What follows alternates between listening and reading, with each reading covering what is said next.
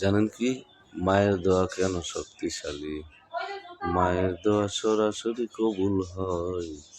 রাসূল আকরাম সাল্লাল্লাহু আলাইহি ওয়াসাল্লাম বলেন, মায়ের সাথে ভালো আচরণ করো, কারণ মায়ের পায়ের নিচে সন্তান তোমার জান্নাত। এই জন্য মায়ের সাথে সর্বদাই ভালো আচরণ করো। আজকেই মাকে খুশি করে নাও এই রমজানে ও বন্ধু। যারা বিগত দিনগুলোতে মা বাবাকে কষ্ট দিয়েছো, এই পবিত্র রমজান মাসে রোজা থেকে মা বাবার মনটা নরম হয়ে আছে। মা বাবার কাছে যাও, যে একটু হাসি মুখে গিয়ে তাদের কাছে বসে তুমি তাদের কাছ থেকে মাপ চেয়ে নাও।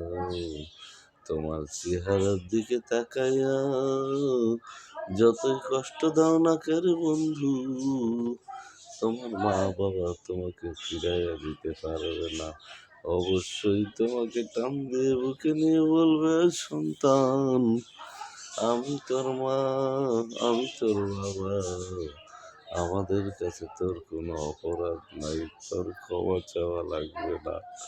আমাদের কাছে তোর কোনো অপরাধ নাই, আর কোনো অপরাধ নাই। জান, মা বাবার পায়ে ধরলে কোনো গুনাহ হয় না, বরং আল্লাহ খুশি হয়। আল্লাহ খুশি হয়ে আপনার আমল নামার গুনাহগুলো কেটে দিয়ে সবে পরিপূর্ণ করে দিয়ে, সুতরাং মা বাবার কাছ থেকে ক্ষমা চেয়ে নাও মুসলমান।